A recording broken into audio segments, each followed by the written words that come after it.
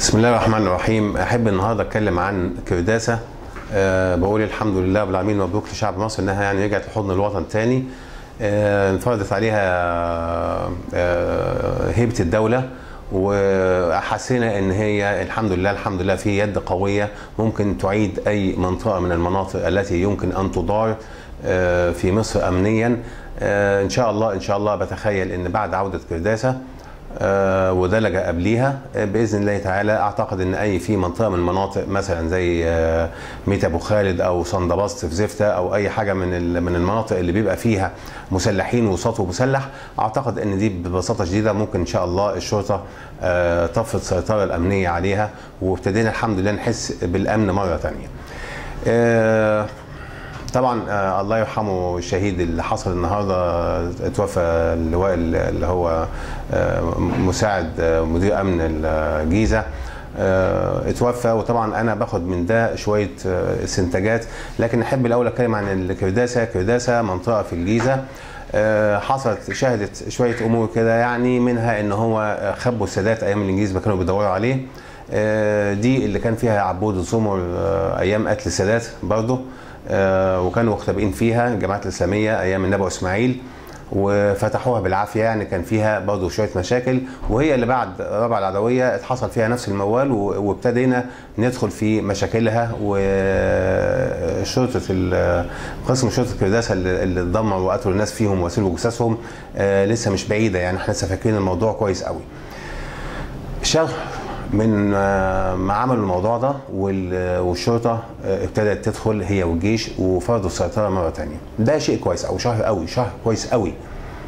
اعمل اللي انت عايز تعمله، وان شاء الله مش هيزيد عن شهر وتيجي تبص تلاقي انك انت باذن الله هتقع تاني. الصور متصوره للناس، الاسلحه اللي كانوا بياخدوها متصورين هم بيعملوها، القتله اللي قتلوهم اتصورت، والحمد لله اعتقد ان باذن الله تعالى بالاحكام القضائيه اللي ممكن تطلق على المجموعه دي باذن الله تعالى يبقى الشرطه اخذت بطارها، واحنا كشعب اخذنا بطارنا، وحسينا ان احنا الحمد لله ابتدينا نعيش في امان، وان اللي اجرم يجازى. لكن في شويه امور بحب اتكلم عنها عن ساعه اللواء الله يرحمه اللي توفى النهارده او استشهد النهارده بمعنى اصح. يعني في بس انا بقارنه باللي كان بيحصل في الاتحاديه او مش في الاتحاديه، انا اسف، في رابعه العدويه او في النهضه.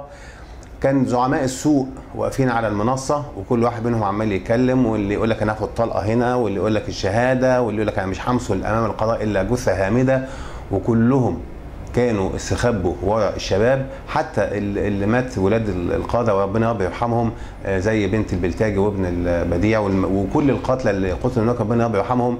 انا بحمل ذنبهم للزعماء اللي اتخبوا وراهم، حتى لو كان ابوه. يعني انا فعلا لو في مصيبه صدى في مكان، حتى لو عندي قناعه كل ما في الامر ان انا هسيب في بيتي ابني ومش هاخده معايا واقول له تعالى، هنزل انا اضحي بنفسي عشان احمي ابني واحمي فكري، وفي نفس الوقت احافظ على بيتي. لكن مش هنزل واخلي بنتي تنزل معايا عشان تتصاب وانا عارف ان انا اعرض الخطر، وفي النهايه انا اللي اهرب. بالعكس، انا متخيل لو انا ابني كان معايا وحصلت له حاجه، ده انا اتقتل في نفس المكان.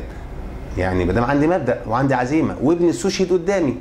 يعني تخيلوا واحد في حرب على فكرهم، وهم في حرب، ودخلنا في الحرب دي والكفار، ولا داخل شهيد وهم اللي قدامهم كفار، هقول جدلا ان هو كلامهم مظبوط، وابني استشهد، مش اقل من ان انا استشهد، مش ههرب. ده انا لما اهرب دي تبقى ما عنديش دم.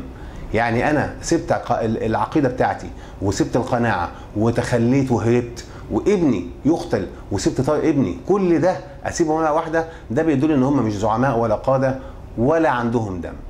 في نفس الوقت الراجل القائد بتاع اللي توفى النهارده كان ببساطه شديده ممكن يقعد في مركز قيادي وهو يقول لهم لا الفرقه كذا تطلع في الحته الفلانيه، لا طهروا الموقع الفلاني، اعملوا كذا. لكن كون هو يقتل ويطلق عليه رصاص، يبقى تصدروا بصدورهم مع الجنود الصغيرين ودخلوا. دي احسن حاجه، دي لما يبقى القائد يقتل في نفس المعركه مع الجنود بتوعه. تحيه للشرطه، والله تحيه للشرطه من اللي بيحصل دلوقتي. يعني اللي بيحصل ده انا حاسس ان فعلا قائد يقتل مع المقودين بتوعه، يعني ده نقول لهم يعني ربنا يبارك فيكم. طب ايه علاقه ده بالاخوان؟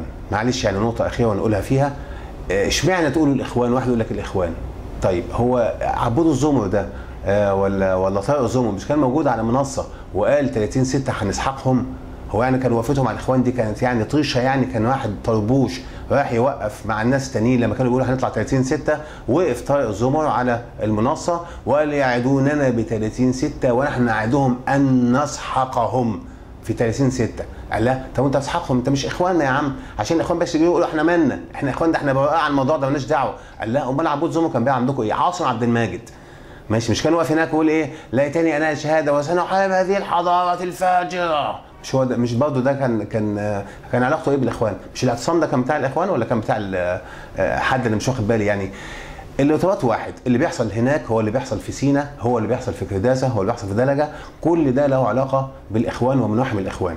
والقرضاوي اللي عمال يفتي هناك بان هو عايز يعمل فتنه في العساكر وما ترعوش رؤساكم بحاجه من هذا القبيل، ما هو الا امتداد للقذاره والنداله والخسه بتاعت هذه الجماعه المشبوهه، وانا بكررها تاني المشبوهه، وده من الاخوان الخوان المسلمين.